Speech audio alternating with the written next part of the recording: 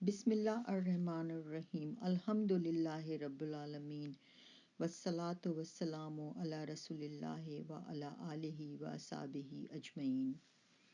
ہم سب کی یادداشت کے لیے ضروری ہے کہ ہم سمجھ لیں کہ تسلسل سے ہاتھ دھونا یا ایک دوسرے سے سماجی فاصلہ برقرار رکھنے کا مطلب ہرگز یہ نہیں ہے کہ ہم اللہ کی ذات پر توکل نہیں کر رہے یا خدا نے ہماری قسمت میں جو لکھا ہے اس سے اختلاف کر رہے ہیں۔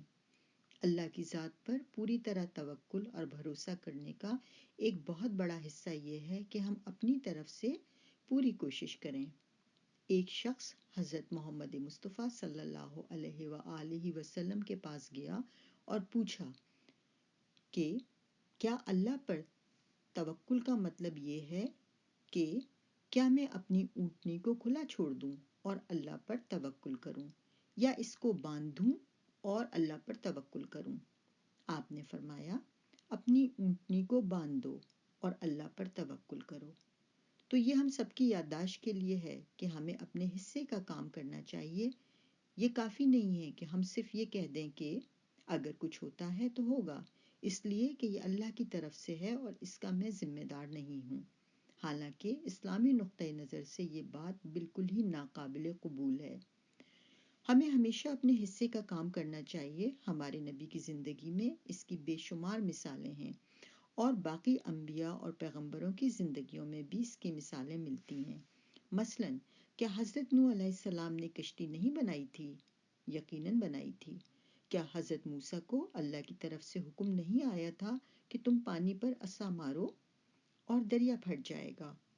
اور ہم سب جانتے ہیں کہ ایسا ہی ہوا، اور موسیٰ اپنے ساتھیوں کے ساتھ گزر گئے، بلکہ وہ راستہ بالکل خشک بھی ہو گیا تھا۔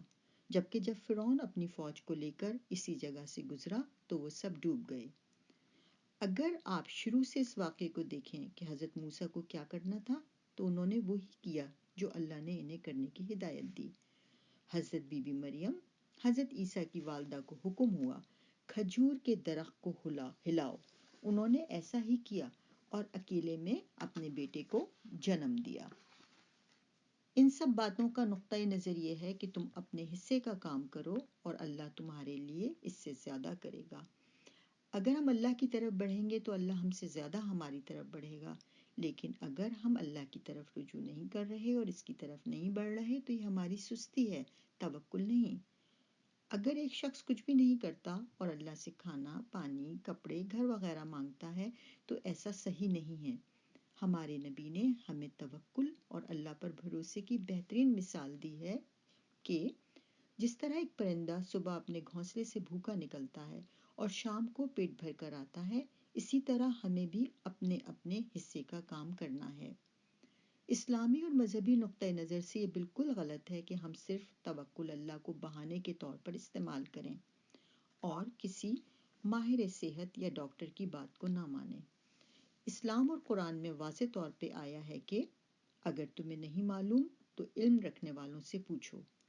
یہ پیغام کسی ایک میدان مثلا اسلامی شعبے کے لیے ہی نہیں بلکہ زندگی کے ہر شعبے میں اہم ہے۔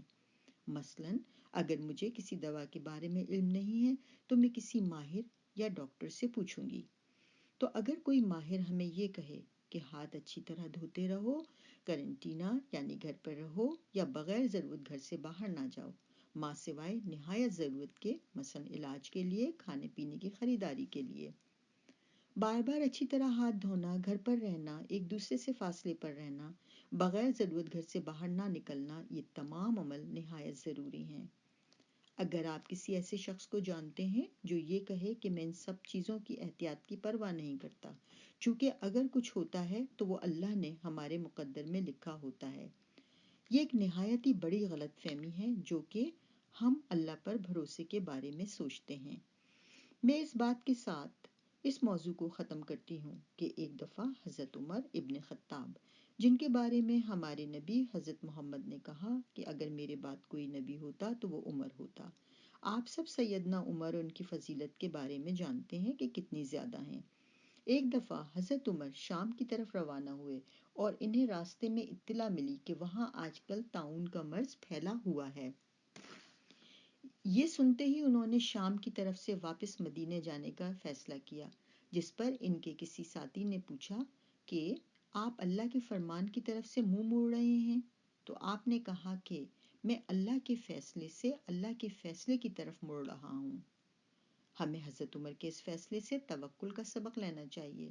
انہوں نے یہ نہیں کہا کہ میں تو ہر حال میں شام جاؤں گا، چونکہ اگر اللہ نے مقدر میں بیمار ہونا لکھا ہے تو بیمار ہوں گا، اور اگر صحت مند ہونا لکھا ہے تو صحت مند رہوں گا۔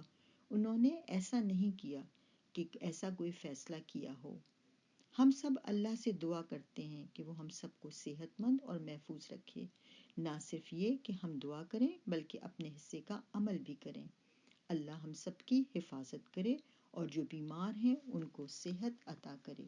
آمین۔